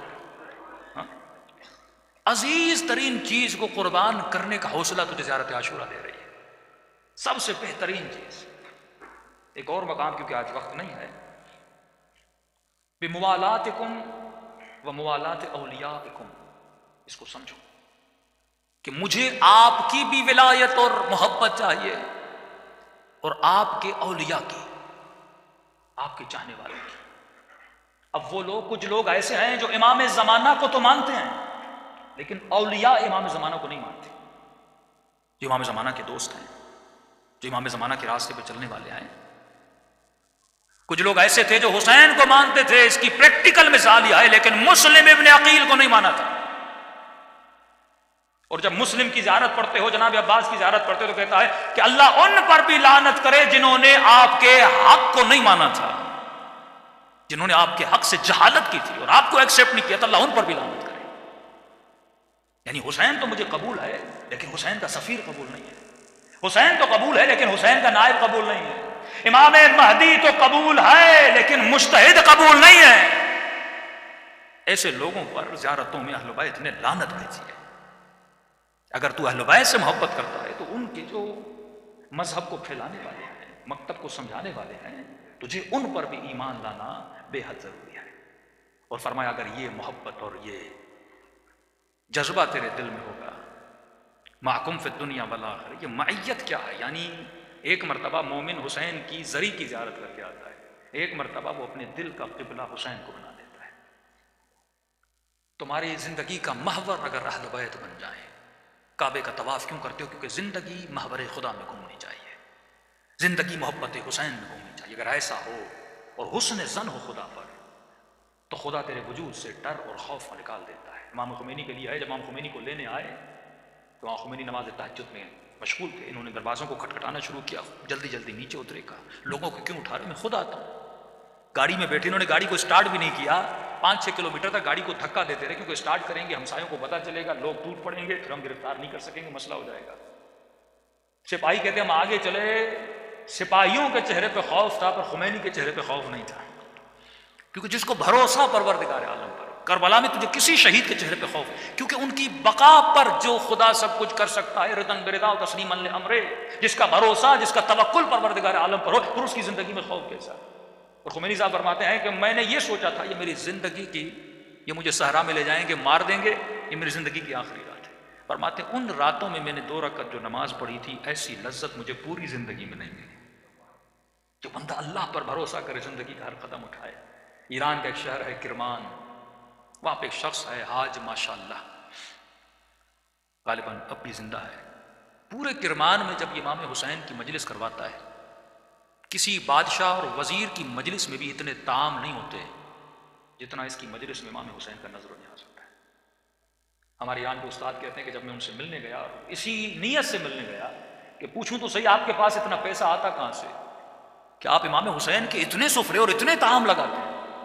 جب ملنے گیا تو کہا کہ بوڑھا سا تھا، 70 ایئرز کا، چہرے پہ عجیب نورانیت تھی، اور بیٹھا اور مجھے کہنے لگے کہ آج تک حسین کی میں نے جب بھی نیاز کیا، میں نے جیب سے ایک پائی نہیں لگائی.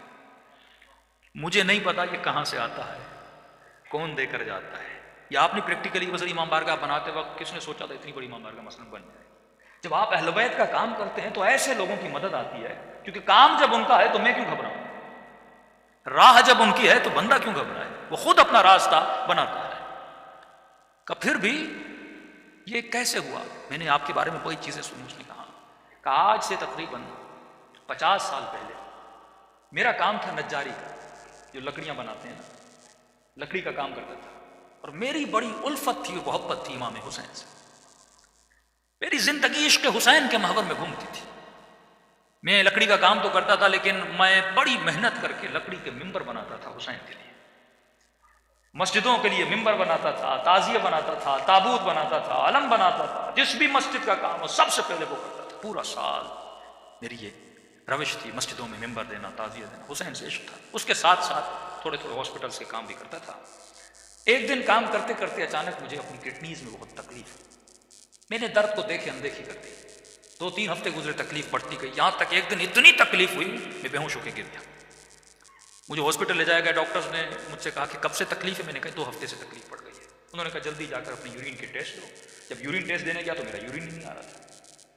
پھر ڈاکٹر نے ایک انجیکشن لگا، کہا آج کے بعد گھر چلا جا، نہ تجھے چلنا ہے نہ تجھے کام کرنا ہے، بس بستر پہ سیدھا ہو کے لیٹ جا. کہ جب گھر پہنچا، پہنچتے پہنچتے میرے پاؤں پھول گئے. اور کہتا ہے کہ مولانا اس دن کا سونا 4 سال تک میں اسی طرح بستر پہ سویا رہا. 4 سال تک میں بستر سے اٹھ نہیں سکا. بدن پھول گیا، نہ ہاتھ ہلا سکتا ہوں نہ پاؤں ہلا سکتا ہوں. یہاں تک کہ میں نے آنکھوں سے دیکھنا بھی چھوڑ دیا، بس مجھے کانوں سے آوازیں سننے آتی تھی. کہ جب اس تکلیف میں پہنچا نا، اپنے جتنے رشتے دار تھے سب چھوڑ کے چلے گئے. ایک میری بوڑھی ماں تھی. لوگ میرے قریب نہیں آتے تھے کہ یہ بیمار ہے اس کے قریب نہیں جاؤ، لیکن میری بوڑھی ماں میری خدمت کرتی رہی. ماؤں کی قدر کرو جب تک زندہ ہے، اور زندہ نہیں ہے نا تو کم از کم ہفتے میں 1 بار قبر پہ ضرور جایا کرو. مرنے کے بعد بھی ماؤں کی دعائیں بچوں کو ضرور لگتی ہیں. کہ اس ماں نے میری خدمت ایسا ہی کی جیسے میں بچہ تھا. کہ ایک دن مجھے ہو گئے ہاسپٹل آنا جانا، بدن بہت پھول گیا، کھال بالکل نرم ہو گئی. کا ہاسپٹل لے جایا گیا. ڈاکٹر نے جب مجھے پلٹا تو میری پیٹھ پہ کیڑے پڑ چکے تھے کیونکہ بدن نرم ہو چکا تھا. میری ماں ڈاکٹر کو کہتی تھی بیٹے کو پانی پلاؤں، کہتا تھا نہیں بس چمچ کو گیلا کر کے اس کی زبان پہ رکھو. کہا 4 سال میں نے وہ پیاس چکھی جس کو سوچ کے میں حسین پہ روتا تھا. شدت پیاس میں نے بس دل میں نے حسین حسین حسین کو پکارا، اپنے آقا کو. میں نے امید نہیں توڑی، حسن ظن تھا میرے آقا حسین پہ. بس یہی کہتا تھا مولا میں آپ کے ممبر بناتا ہوں، مولا میں آپ کے تعزیے بناتا ہوں، مولا مجھے یقین ہے کہ آپ مجھے ضرور بچا لیں گے. کہ جب آخری دن ہاسپٹل میں گئے تو ڈاکٹر نے میری ماں کو کہا بس یہ چند دن کا مہمان ہے، اسے گھر لے جاؤ. کہ میں نے آواز سنی اور سنی تو میں رو پڑا. میں نے کہا امام حسین 4 سال سے آپ سے امید لگا کر بیٹھا ہوں، مولا کیا آپ کا عاشق اسی طرح مر جائے گا؟ دنیا کیا کہے گی حسین کے ممبر بناتا تھا اور حسین نے اسے شفا ہی نہیں دی. کہ میری ماں نے گھر کے سرداب میں لا کر مجھے سلا دیا. کہ وہ دن تھے محرم کے دن، پہلی محرم ہوئی، میری ماں نے جلدی جلدی گھر میں صفائی کرنا شروع کی اور نیچے آئی کہتے کہ میرے لال محرم شروع ہو گیا ہے، اب میں تجھے حسین کے حوالے کرتی ہوں، میں جاتی ہوں مجلس سننے. کہتا ماں یہ کہہ کر چلی گئی. اس سرداب میں سو رہا تھا. 4 محرم کی رات آئی، آج بھی اس کا گھر موجود ہے، سب کچھ ہے. 4 محرم کی رات آئی، میں نے دیکھا کھڑکی سے ایک پرندہ اندر آیا. کہتے تب تک کان کام کرتے تھے لیکن جیسے یہ پرندہ آیا میری آنکھوں نے دیکھنا شروع کیا. لیکن یہ عجیب کبوتر تھا جس کے 3 پر تھے، سفید تھا، سبز تھا اور لال پر تھا. میں نے زندگی میں ایسا کبوتر دنیا میں کہتا میں نے نہیں دیکھا. پنجے اس کے لال تھے.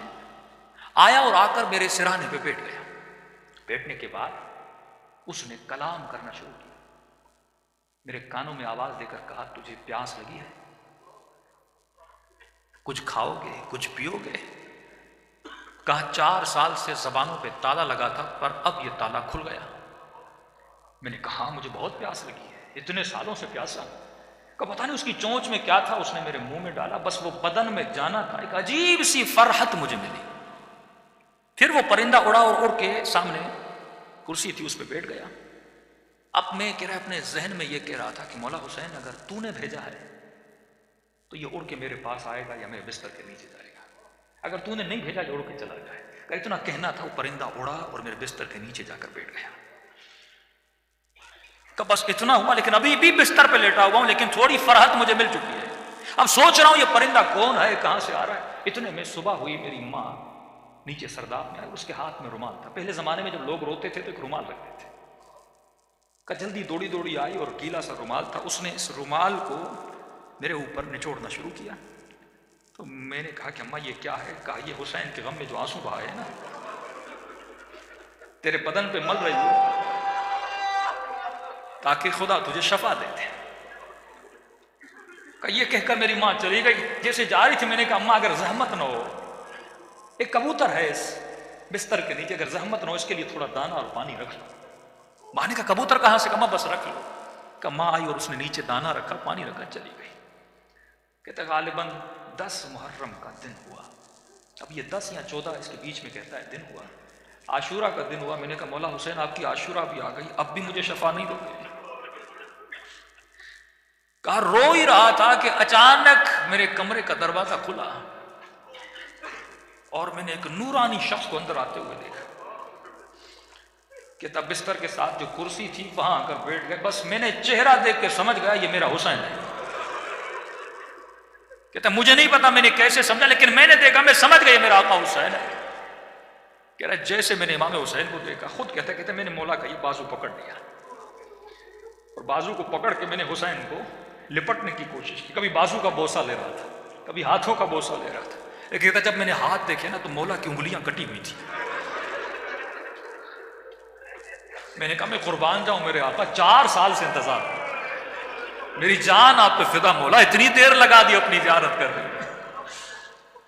امام حسین نے اپنا ہاتھ میرے سر پہ پھیرنا شروع کیا. کہا آج ماشاءاللہ ہم آ گئے، ہمارا انتظار تھا، ہم آ گئے، تیرا انتظار ختم ہو گیا، بتا تجھے کیا چاہیے؟ میں نے کہا میں نہیں بتاؤں گا، آپ کو پتا ہے مجھے کیا چاہیے.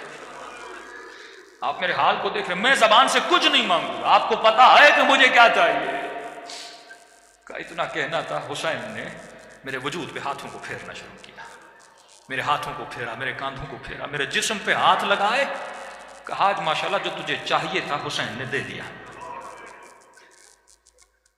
میں نے کہا آپ کا بہت شکریہ۔ کب مولا میں نے ایک نظر کی تھی، کیا کی تھی آج ماشاءاللہ؟ مولا میں نے نظر کی تھی اگر آپ مجھے شفا دیں گے میں 10 دن آپ کا نیاز کروں گا، 10 دن مجلس کروں گا اور 10 دن آپ کا نیاز کروں گا۔ امام حسین نے کہا آج ماشاءاللہ 10 دن اپنی طرف سے کرنا، 8 دن میری طرف سے کرنا۔ کہا مولا 8 دن کس چیز کے؟ کہا آج ماشاءاللہ 10 دن تو حسین کے لیے کرے گا اور 8 دن میری طرف سے میری اماں زہرا کے لیے کرے گا۔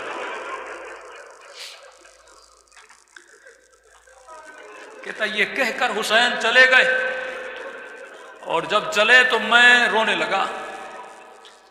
اتنے میں وہ پرندہ بستر کے نیچے سے نکلا اور اس نے پرواز کرنا شروع کی۔ کہتا مجھے نہیں پتا وہ پرندہ پڑھ کیا رہا تھا، حسین آواز میں کچھ کہہ رہا تھا۔ آواز سن کے میری ماں دوڑتی ہوئی نیچے آئی، جیسی نیچے آئی لیکن دہشت اتنی تھی اس آواز میں، میری ماں اندر نہیں آ رہی تھی، پیچھے سے کہہ رہی تھی ماشاءاللہ یہ کمرے میں آوازیں کیسی ہیں۔ میں رو کر کہہ رہا تھا اماں اندر آ جاؤ، حسین نے مجھے شفا دے دی۔ کہ یہ بوڑھی ماں دوڑی دوڑی آئی، کبھی دائیں دوڑ رہی ہے کبھی بائیں دوڑ رہی ہے، کہاں ہے میرا آقا حسین؟ کہاں میں بستر پہ بیٹھا تھا، وہ سوجن ہر چیز ختم ہو گئی۔ کہ یہاں تک وہ کبوتر پرواز کر کے چلا گیا۔ یہ بوڑھی کبھی کرسی کے پوسے لے رہی ہے، کبھی بیٹوں کے ہاتھوں کو چوم رہی ہے، ہاں میرے حسین کا ہاتھ لگے تھے۔ کہ روتی ہوئی جب صحن میں آیا، ہمسایوں نے سمجھا یہ مر گیا ہے، دوڑے دوڑے آئے کہ ماں رو رہی ہے شاید بیٹا مر گیا ہے، لیکن جب پہنچے کیا دیکھا، اسے حسین نے زندگی عطا کر دی تھی۔ عزیزو جب یقین ہو نا، یقین نہ ٹوٹے، جب اہل بیت پہ بھروسہ ہو تو پھر قاسم والی صفات تیرے وجود میں آتی ہیں کہ چچا الموت لی احلا من العسل، شہد سے زیادہ میٹھی ہے۔ پھر زینب کا فلسفہ سمجھ میں آتا ہے کہ میری بیوی فرماتی ہے ما رأیت الا جمیلہ، اگر یہ اللہ کی طرف سے تھا تو حسن ہے، تو اگر چیزوں کو خدا کی طرف سے سمجھو اور اہل بیت سے وہ تعلق بناؤ جو تعلق انہوں نے بتایا ہے، معکم فی الدنیا والآخرہ، معیت اہل بیت کی خواہش کرو۔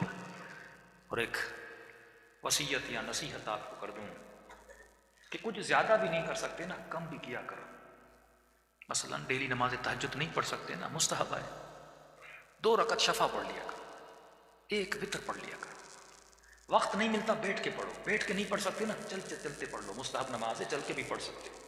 کیوں؟ کیونکہ اگر قیامت میں خدا کہے نا کہ وہ کہاں ہیں جنہوں نے نماز شب پڑھی تھی، کم از کم تو آگے جا تو سکے، کم از کم آگے جا تو بھائی میں نے پڑھی تھی، اب آگے جا کے یہ ہوگی کس نے صحیح پڑھی نہیں پڑھی، لیکن کم از کم اس لائن میں تو تمہارا نام ہونا۔ جب آواز آئے این الرجبیون، کم از کم رجب کے مہینے میں 1 روزہ رکھا کرو تاکہ قیامت میں اللہ کہے کہاں ہے رجبیون، تو آگے بڑھے ہاں میں نے 1 روزہ رکھا تھا۔ زیادہ نہیں، چھوٹا چھوٹا عمل بھی ضرور کیا کرو تاکہ تمہارا نام اس لسٹ میں چلا جائے۔ جب اس فہرست میں نام چلا جائے گا تو قیامت میں سرخرو ہو جاؤ گے۔ دلوں کو کربلا لے جائیں اور سلام کریں اپنے آقا حسین کو، بڑے مظلوم ہیں میرے آقا حسین۔ ہر انسان کی مصیبت کو دیکھنے کا انداز الگ ہوتا ہے۔ ایک مرتبہ انسان کسی کو گرتا ہوا دیکھتا ہے نا، ہنستا ہے، اس کے وجود میں فرح پیدا ہوتی ہے۔ لیکن ایک اور انسان ہے جس کو گرتا ہوا دیکھتا ہے، ہنستا نہیں، اس کی مدد کرتا ہے، ایک مدد بھی کرتا ہے، ہاسپٹل تک لے بھی جاتا ہے۔ جب زینب کے ہاتھوں میں ہتھکڑیاں یزیدیوں نے دیکھی نا، ہنس رہے تھے۔ انداز الگ الگ ہیں لوگوں کے، کوئی ہنستا ہے کوئی روتا ہے، کچھ لوگ تعجب کرتے ہیں شیعہ کیوں روتے ہیں، ہر کسی کے دیکھنے کا انداز الگ ہے۔ کچھ ایسے تھے جو دور سے بیٹھ کے حسین کو دیکھ رہے تھے، رو رہے تھے، مدد کے لیے جا نہیں رہے تھے۔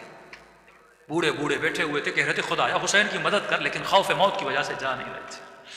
اسی طرح حسین کے مصائب کو دیکھنے کا بھی اپنا طریقہ ہے۔ کچھ ایسے ہیں جو برداشت نہیں کرتے۔ میرے امام فرماتے ہم نے شیعوں کے دلوں پہ پردہ ڈال دیا۔ پردہ کیوں ڈالا؟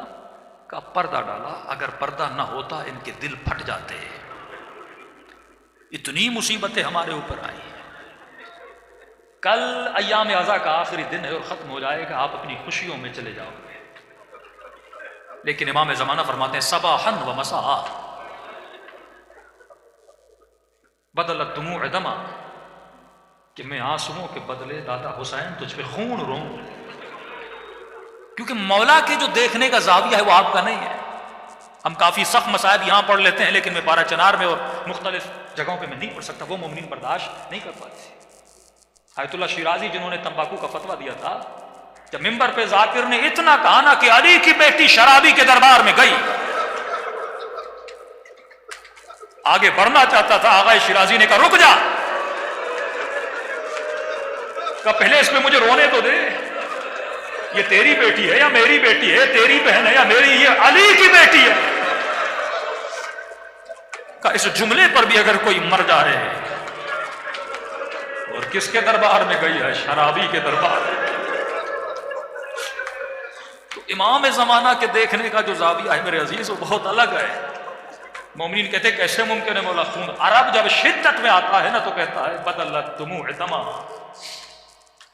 اور علماء فرماتے ہیں سجاد بس 40 سال روئے، عمر زیادہ نہیں تھی، شہید ہو گئے، لیکن سب سے زیادہ جو مولا رویا ہے وہ امام زمانہ ہے۔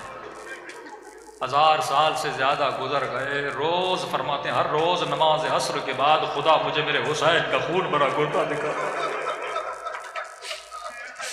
فرمائے شیعو تو سن کے برداشت نہیں کرتے، میں آنکھوں سے دیکھتا ہوں ظالم نے میری سکینہ کو تماچے مارے۔ جب آنکھوں میں آنسو ہو، امام کا فرمان ہے سب سے پہلے میرے ظہور کی دعا کیا گیا۔ یہ مت سمجھو دعا میں اثر نہیں ہے، 500 یا 400 سال حضرت موسیٰ کو آنا تھا، جب قوم نے دعا کی خدا نے 160 سال کم کر دیا۔ اگر تو دعا کرتا ہے تو خدا ظہور کو قریب لاتا ہے۔ خلوص سے دل سے مظلوم کربلا کو سلام پیش کریں اور دعا کریں کہ خدا ہمیں دائمی ظاہر بنائے۔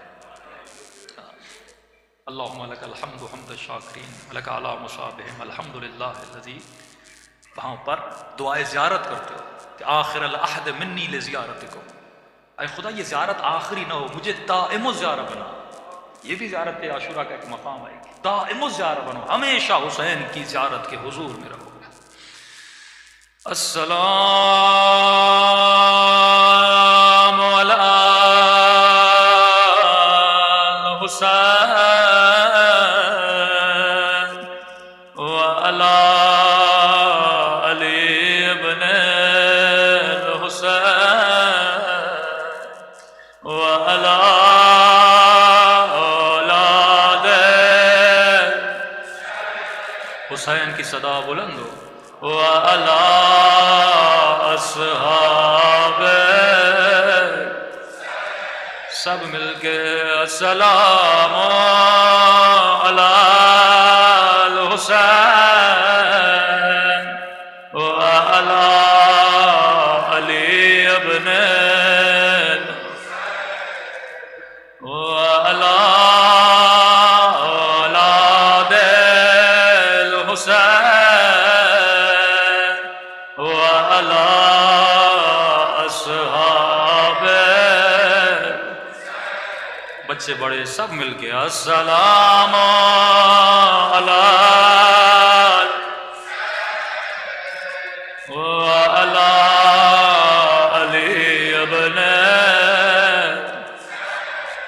وعلی اولاد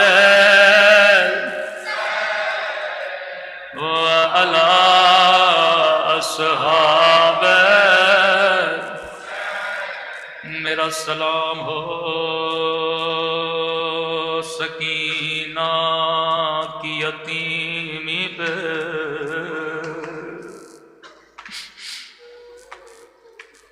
میرا سلام ہو ان زخمی رخساروں پہ جن کا رنگ بدل رہا۔ امام کے جملوں پہ غور کرو گے تو سمجھ آئے گا، یہ نہیں کہا جن کا رنگ بدل گیا، بلکہ کہا جن کا رنگ بدلتا رہا۔ جب بی بی کربلا میں تھی رنگ کالا تھا، جب شام میں پہنچی رنگ نیلا ہوا۔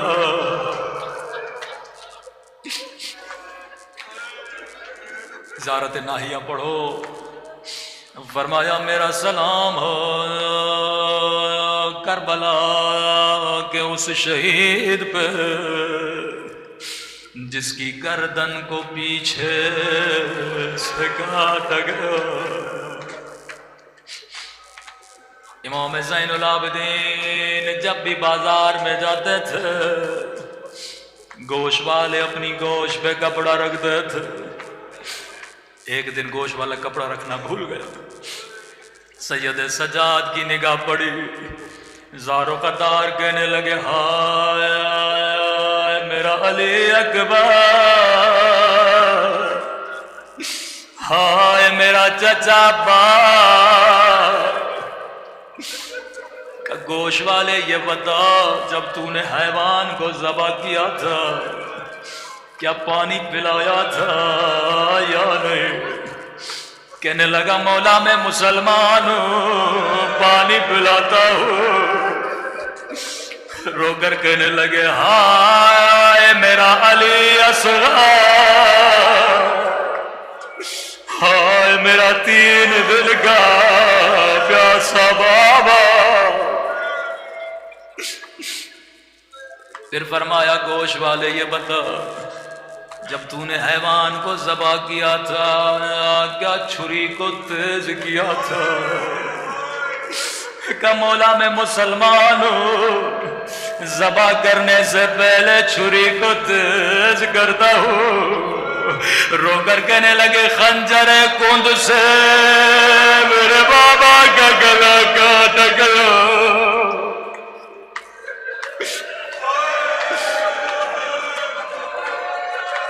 تیسرا سوال بڑا دردناک ہے. فرمایا کسائی بتا تو نے حیوان کو ذبح کیا تھا کہیں کوئی اور حیوان تو نہیں دیکھ رہا تھا؟ کہ مولا میں مسلمان ہوں حیوان کو حیوان کے سامنے نہیں ذبح کرتا. ایک مرتبہ کربلا کا رخ کیا, ہائے میری پھوپھی زینب 70 قدموں سے دیکھ رہی تھی اور شمر سینے پہ سوار تھا.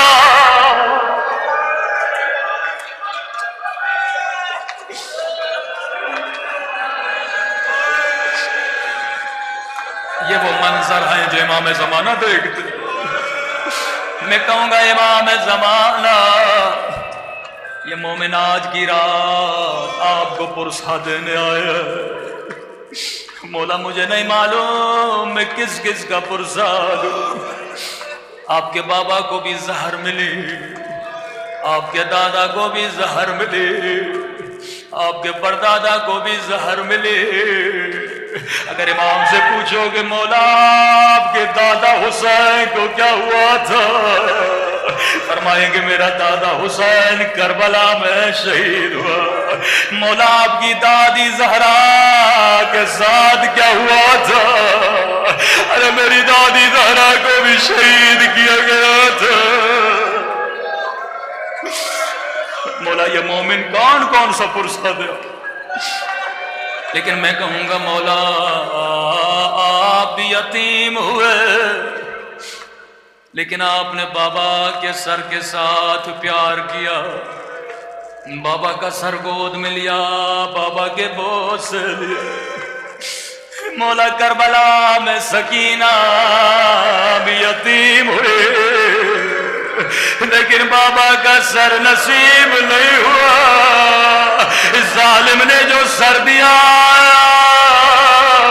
اللہ کسی بچی کو بابا کا کٹا ہوا سر نہ لکھا. مولا جب آپ یتیم ہوئے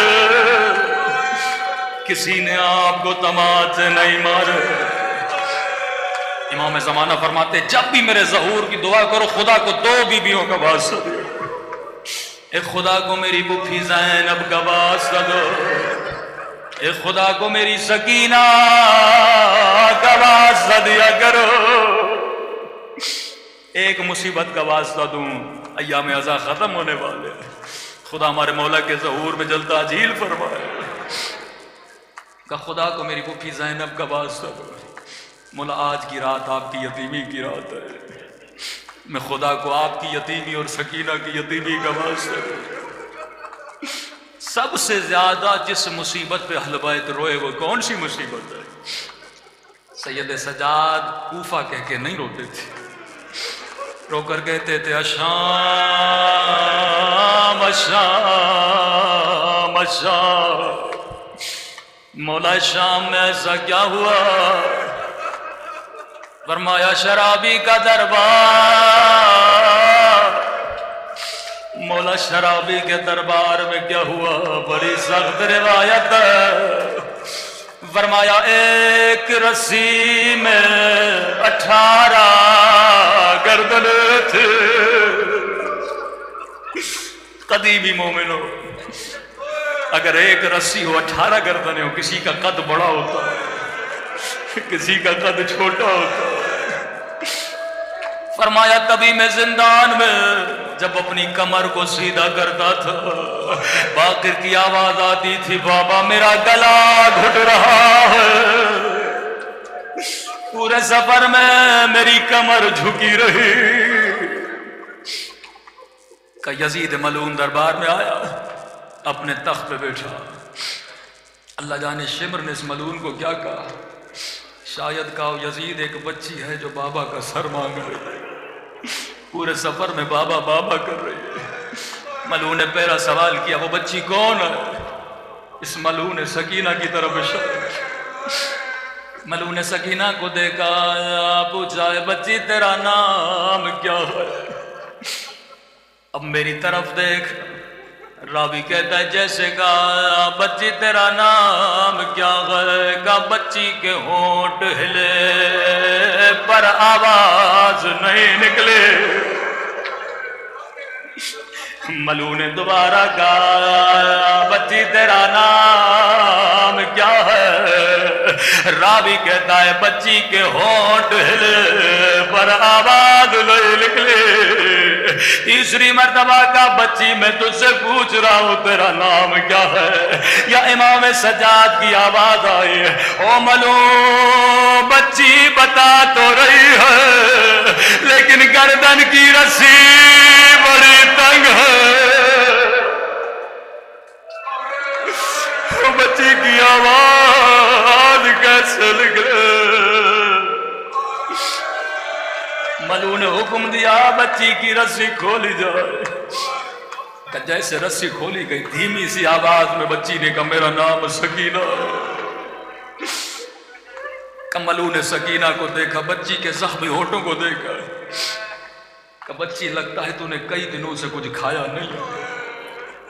سکینہ امام سجاد کو دیکھتی، امام فرماتے ہیں سکینہ اسے جواب دے، کہا میں نے کئی دنوں سے کچھ بھی نہیں کھایا۔ ملعون کہتا بچی میرے قریب آ، میں تجھے کھجورے دوں گا۔ بچی پھر امام سجاد کو دیکھتی کہ سکینہ آگے جا کل قیامت کے دن یہ نہ کہ ہم نے پوچھا تھا بچی نے بتایا نہیں تھا۔ راوی کہتا ہے بچی آگے بڑھی، اللہ کسی بچی کو یہ منظر نہ دکھا کہ جیسے بچی قریب آئی ملعون نے تشت لیا، کہ تشت پہ کپڑا تھا، امام فرماتے ہیں عرب تشت میں کھجورے رکھا کرتے تھے۔ بچی کو یہ تشت ملا، بچی نے سمجھا کھجورے، ایک مرتبہ کپڑا ہٹایا، اللہ یہ منظر کسی بچی کو نہ دکھائے۔ ایک مرتبہ سکینہ نے کیا دیکھا، ایک کٹی ہوئی گردن ہے، ایک مرتبہ گردن کو سینے سے لگایا، او میرے 3 دن کے پیاس ہے بابا، او بابا شمل نے مجھے دبا سے مارے۔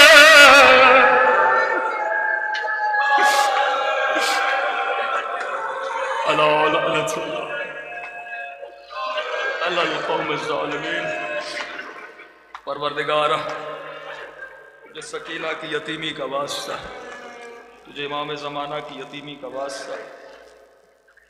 کافی مومنین نے التماس سے دعا کہا، مجلس کے آخر میں دعاؤں کی قبولیت کا وقت ہوتا ہے، دعا ہمیشہ کر کے پھر مجلس سے جایا کریں۔ پروردگار بحق محمد و آل محمد سید محمد سبتین صاحب بیمار ہیں، سید صفدر عباس آمنہ نجف ان کو شفاء کاملہ عاجلہ نصیب فرما، حبا زہرا گردے کا مسئلہ خدایا بحق جناب سکینہ ان کو شفاء کاملہ عاجلہ نصیب فرما۔ سید علی رضا کراچی میں ICU میں ہیں، پروردگارہ بحق محمد و آل محمد ان کو بھی شفاء کاملہ عاجلہ نصیب فرما۔ بصیر فاطمہ بیمار ہیں، سید حسنین اختر کینسر کے مرض میں مبتلا ہیں، خدایا بحق امام زمانہ ان مومنین کو شفاء کاملہ عاجلہ نصیب فرما۔ اس ذکر کو جتنے بھی حاضرین ہیں ان کے مریض ہیں، خدا سب کو شفاء کاملہ عاجلہ نصیب فرما۔ پروردگار اس ذکر کو، عبادت کو اپنی بارگاہ عالی میں قبول فرما، جو سنا اس پر عمل کرنے کی توفیق نصیب فرما۔ ہمارے مولا اور آقا امام زمانہ کا ظہور فرما، ہم سب کو مولا کے آبان و انصار میں شریک فرما۔ ہمیشہ یہ دعا اپنی نمازوں کے بعد کیا کریں، اے خدا ہم سب کو زبان ذاکر عطا فرما، بدن صابر عطا فرما، دل شاکر عطا فرما، عقل سالم عطا فرما۔ وہ مومنین جنہوں نے معاونت کی مجالس کے حوالے سے، مختلف چیزوں کے حوالے سے، خدایا ان سب کی توفیقات میں بھی اضافہ فرما، ہمارے قبر و برزخ کے سفر کو آسان فرما، ہمارے گھروں پر اپنی رحمتوں کو نازل فرما، ہر طرح کی نظر بد و پریشانیوں سے ہم سب کو محفوظ فرما۔ اے پروردگارہ جتنے بھی دشمنان اہل بیت ہیں بالاخص آل یہود اور آل سعود کو نیست و نابود فرما، ان گنہگار آنکھوں کو امام زمانہ کی زیارت نصیب فرما۔ ربنا تقبل منا